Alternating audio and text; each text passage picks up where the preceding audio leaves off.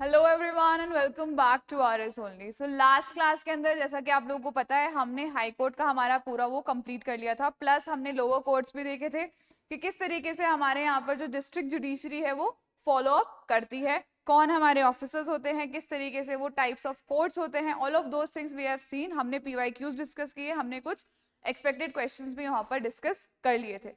आज जो है today we will be studying about Lok Adalats. That is a very favourite topic of RPSC. तो हम लोग आज उसके बारे में जो है कुछ चीजें पढ़ने वाले हैं। स्टार्ट करने से पहले I want you people to know that RS only का जो ऐप है वहां पर आपको फ्री क्लासेस भी मिल जाएंगी। वहां पर आपको उसके साथ attach PDFs, daily quiz, okay. Other than that you will get PYQ practice, current affairs and mind maps and infographics. So these are really helpful techniques for you to learn and read in a very easy manner. Okay. So this is all about our app. So जल्दी से जाओ अपने play store से या app store से इसको download करो and take the benefits of what we have provided for you people. चलिए, तो आज की क्लास हम लोग शुरू करते हैं। स्टार्टिंग विद, सबसे पहले हम लोग देखेंगे कि भाई ये जो लोक अदालत है इसको लाने के पीछे का मोटिव क्या था। सो लोक अदालत को लाने के पीछे का मोटिव था आपका article 39A। That says for what? That says for your what? कि भाई जस्टिस जो है, the justice is provided to people, okay, those who are poor, okay. Poor लोग जो है अपने इनएक्सेसिबिलिटी की वजह से, पैसे की कमी की वजह से या और किसी भी XYZ रीजंस की वजह से जस्टिस से वंचित ना रहें। That was the main reason of bringing लोक अदालत, ठीक है। It is an alternate dispute resolving mechanism. मतलब मेन डिस्प्यूट रिजॉल्व कौन करता है? आपके कोर्ट्स करते हैं, but this is an alternative mechanism for resolution of your disputes. So this was the main aim of your लोक अदालत. लोक अदालत का मतलब क्या है? Literally the people's court. एक तरीके का क्या है ये? This is an alternative dispute resolution system, ठीक है। कैसा justice provide? It is what? It is an informal, cheap and expeditious alternative to the overburden regular courts. मतलब कोर्ट के बाहर ही जो है सेटलमेंट करवा देते हैं ये लोग मोस्ट प्रोबेबली, है ना। तो क्या होता है, इससे कोर्ट का बर्डन कम होता है और जो भी अग्रीव्ड होता है उसको जस्टिस जो है वो जल्दी मिल जाता है। क्या है इसका कॉन्स्टिट्यूशनल मैंडेट है? Article 39A, it directs the state to provide free legal aid to the poor and ensure justice is not denied due to economic or other disabilities. उसके अलावा आर्टिकल 14 और आर्टिकल 22(1) दैट 14 इक्वालिटी की बात करता है आपके, right, and it promotes justice on the basis of equal opportunity as per article 22 का clause 1. Guiding principal क्या है इस पर्टिकुलर कॉन्सेप्ट ऑफ लोक अदालत का?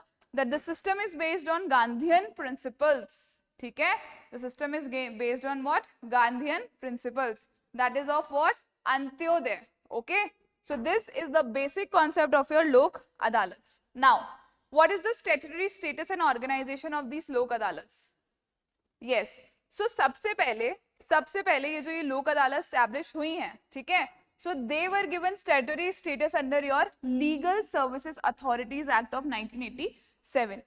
जो लोक अदालत एस्टैब्लिश हुई है उनको स्टैट्यूटरी स्टेटस दिया गया है इस पर्टिकुलर एक्ट के under, that is your legal services authorities act of 1987, ठीक है।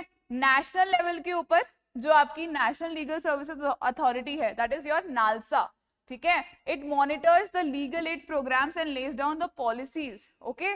जो भी लीगल एड प्रोग्राम्स होते हैं और पॉलिसीज होती हैं वो कौन ले डाउन करती है? आपकी नालसा एट नेशनल लेवल। और स्टेट और लोकल लेवल के ऊपर अपन ने अभी देखा state legal services authority act and high court legal services committee and districts and taluk legal services committees. So these committees they look over these particular लोक अदालत्स, okay. Supreme court ने क्या बोला? That the supreme court also administers whom? Also administers the program related to the what? Related to these particular courts, ठीक है। कौन सा है वो? Supreme court legal services committee, okay. It administers the programs which are related to the apex court. समझ में आई इतनी सी बात आप लोगों को? Everyone is with me till here? चलिए, अब कॉम्पोजिशन क्या होता है इसका और जुरिस्डिक्शन इसका कैसा होता है, ठीक है। कॉम्पोजिशन में जनरली क्या होते हैं? कौन होते हैं? जुडिशियल ऑफिसर्स होते हैं, those who are either serving और रिटायर्ड, ठीक है। They serve as what? As chairman. There is a lawyer and a social worker as a member, ठीक है।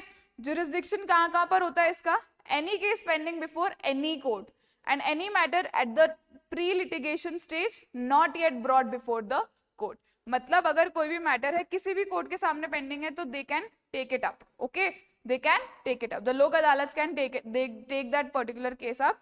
ऑल्सो जो भी प्री लिटिगेशन स्टेज में है, मतलब जो केस अभी तक कोर्ट तक पहुंचा भी नहीं है, ठीक है, उसके अंदर भी they can do their jurisdiction. Exclusion क्या है कि they have no jurisdiction over case related to non compoundable offences under any law, ठीक है। मतलब जो कि आपके नॉन कंपाउंडेबल ऑफेंसेस होते हैं, ठीक है, जैसे कोई भी सीरियस क्राइम हो गया, मतलब बहुत सीरियस क्राइम हो गया जहां पर जो विक्टिम है वो लीगली सेटल नहीं कर सकता है, तो उन केसेस के अंदर इनका लोक अदालत का जुरिस्डिक्शन जो है वो खत्म हो जाता है। There is no jurisdiction of Lok Adalat in such cases.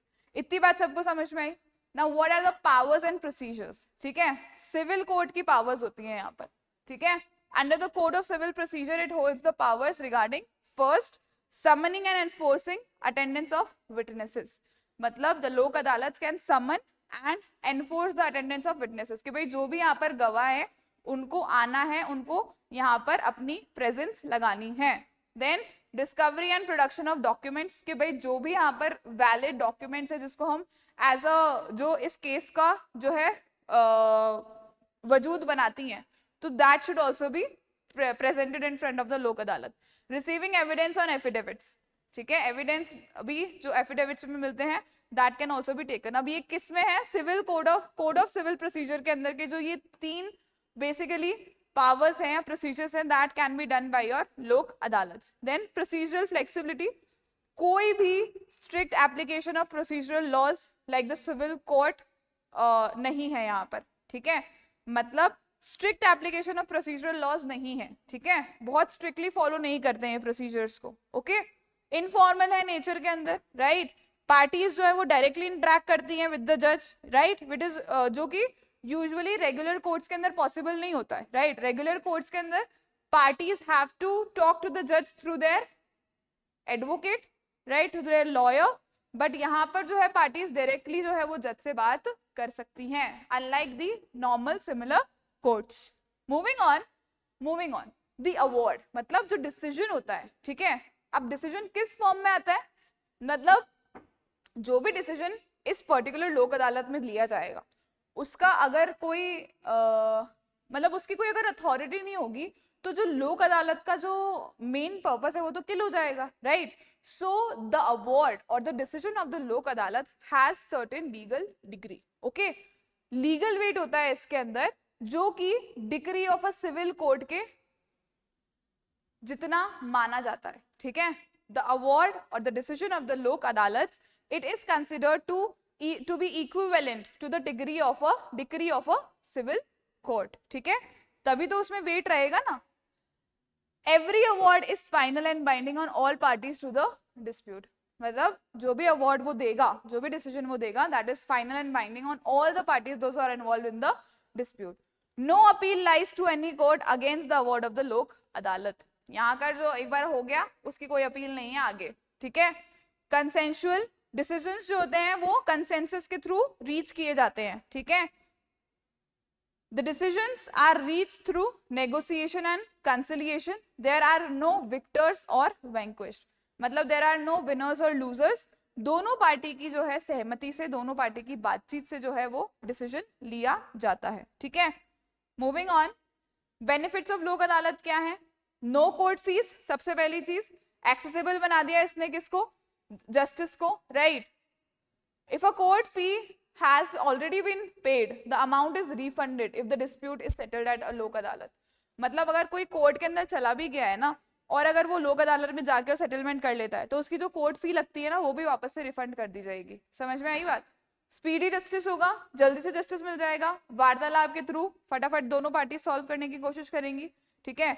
Amicable settlements, मतलब जो भी रिजोल्यूशन होगा डिस्प्यूट्स का वो म्यूचुअल कॉम्प्रोमाइज से होगा, तो इससे क्या होगा, जो दोनों पार्टीज के बीच में जो मन मुटाव है वो भी कम हो जाएगा, ठीक है, क्योंकि दोनों पार्टीज की सहमति से जो डिसीजन है वो लिया जा रहा है। कॉस्ट इफेक्टिव होता है, वेस्टेज ऑफ मनी को बचाएगा, राइट। टाइप्स ऑफ लोक अदालत सब कौन कौन सी होती है हमारी? देखो हमने सारी चीजें पढ़ ली लोक अदालत के बारे में, अब हम देख रहे हैं टाइप्स ऑफ लोक अदालत। सबसे पहले आपकी नेशनल लोक अदालत, मतलब सिंगल डे होती है ये through out the country, supreme court से लेकर तालुक लेवल तक एट रेगुलर इंटरवल्स। ठीक है, नेशनल लेवल की जो होती है वो सिंगल डे होती है, पूरी कंट्री में एक ही दिन होती है, सुप्रीम कोर्ट से लेकर तालुक लेवल तक। ठीक है, लोक अदालत आपकी लगाई जाती है, राइट। देन मेगा लोक अदालत, organized across all courts on an entire state on a single day। Mega लोक अदालत मतलब एक स्टेट के अंदर एक दिन ऐसा बना दिया जाएगा जिस दिन मेगा लोक अदालत लगाई जाएगी, हर जगह उस स्टेट के अंदर ये ऑर्गेनाइज की जाएगी। मोबाइल लोक Adalat, it is set up in a multi-utility van to resolve petty cases and spread legal awareness in various areas। Mobile मतलब मूविंग लोक अदालत, तो छोटे छोटे केसेस सॉल्व कर देती है और लोगों के अंदर अवेयरनेस क्रिएट कर देती है। Then continuous Lok Adalat, benches sit for a set number of days to facilitate what settlements. कुछ गिवन पीरियड ऑफ टाइम के लिए बेंचेस बैठती हैं और सारे जो केसेस होते हैं उनको सेटल कर देती हैं। Daily Lok Adalat organised on a daily basis. So these are the types of लोक अदालत which are there, which are running in our country। अभी हम लोगों को पता ही नहीं है इसके बारे में, अगर इसके बारे में क्वेश्चन आ जाता है आपके पास में, so you should at least know all of these things कि किस तरीके से जो है लोक अदालत हमारे यहाँ पर काम कर रही हैं। Okay, moving on we come to the permanent Lok Adalat. ठीक है, किससे स्टैब्लिश हुई है आपकी The 1987 Act जो हमने अभी देखा था, right? It was amended in 2002 to establish what? Permanent लोक अदालत for public utility services। ठीक है, पेक्यूनियरी jurisdiction होता है, मतलब disputes जो होती है ना 1 करोड़ से 1 करोड़ तक की जो disputes होती हैं उनको कवर करते हैं ये permanent लोक अदालत। ठीक है, पहले क्या थी, 10 लाख थी in 2015, right? Then it was increased to up to 1 crores। Okay, तो ये जो डिस्प्यूट्स होती है these are settled by your लोक अदालत। सर्विसेज कवर्ड, ट्रांसपोर्ट हो गया, postal, telegraph, water supply, public conservancy, sanitation, ये सारी सर्विसेज इट कवर्स। ओके, अगर यहाँ पर कोई दिक्कतें डिस्प्यूट्स आती हैं तो it will be seen by your Lok Adalat, it can be seen. Okay, if parties fail to reach an agreement the permanent Lok Adalat has the power to decide the dispute on merits. अब देखो यहाँ पर अभी हम अग्रीमेंट की बात कर रहे थे, राइट, लेकिन अगर पार्टीज के बीच में अग्रीमेंट आएगा ही नहीं तो फिर किसके पास में पावर है डिसाइड करने का based on the merits? On your Lok Adalat has the power to decide based on the merits. ठीक है, नाउ राजस्थान स्पेसिफिक फैक्ट्स क्या है हमारे? Rajasthan was the first state in India to establish Lok Adalat on a large scale for public convenience. मतलब हमारे यहाँ पर सबसे पहली बार जो है लोक अदालत जो है वो एस्टैब्लिश कर दी गई थी। ठीक है, first Lok Adalat in Rajasthan took place in 2000 at Kota. Kota के अंदर सबसे पहली हमारी लोक अदालत जो है वो हुई थी। Permanent setup, permanent Lok Adalat has been constituted at every district headquarters in the state. हर डिस्ट्रिक्ट हेडक्वार्टर के ऊपर एक परमानेंट लोक अदालत हमारे यहाँ पर एस्टैब्लिश्ड है। ठीक है, और हमारे यहाँ पर it is a very famous concept. ठीक है, और हजारों केसेस आज तक हमारे यहाँ पर लोक अदालत जो है वो सॉल्व करती हुई आई हैं। ठीक है, नाउ फैमिली कोर्ट से अगर कंपैरिजन करें, ठीक है, so the first family court was also established in Jaipur only. ठीक है, तो हमारे यहाँ पर जो है ना जस्टिस डिलीवरी सिस्टम को बहुत ईज बनाने की कोशिश करी गई है। अगर कभी मेंस में अंदर आपसे क्वेश्चन पूछा जाता है ना that how the steps Rajasthan has taken for easing the speedy justice or justice delivery system, so all of these things if you will include in your answer, so that will bring gravity to your answer. But right now though we are studying for prelim specific, तो हमें सिर्फ ये facts याद रखने हैं। ठीक है, इतनी बात सबको समझ में आई? अब पारिवारिक महिला लोक अदालत, द PMLA। ठीक है, it is what is an innovative concept जो किसने बनाया है? आपकी नेशनल कमीशन फॉर वुमेन ने बनाया है। क्योंकि आप लोग देखते हो कि आज भी वुमेन के साथ में जो है वो पेट्रियार्की का शिकार हैं अभी भी, राइट, और बहुत सारे हीनियस क्राइम्स कमिट किए जाते हैं और उनको जस्टिस मिलने में बहुत टाइम लग जाता है। That is why the national commission for women have come up with this one particular concept. ठीक है, उन्होंने क्या प्रपोज किया? That redressal and speedy disposal of matters related to marriage and family affairs pending in various courts will be seen by this lok adalat। ठीक है, क्या objective है इसका? Cost free justice to women, first thing, generate awareness regarding your conciliatory modes of settlement, दूसरी चीज। ठीक है, then encourage public to settle disputes outside the formal judicial setup. So these are the major objectives of your पारिवारिक महिला लोक अदालत. इतनी बात सब लोगों को समझ में आ गई है? ठीक है, moving on, let us see a question. ये क्वेश्चन जो है वो आपसे एक्सपेक्ट किया जा सकता है, तो एक बार अच्छे से देख लो. द कॉन्सेप्ट ऑफ लोक अदालत is primarily based on which of the following constitutional provisions.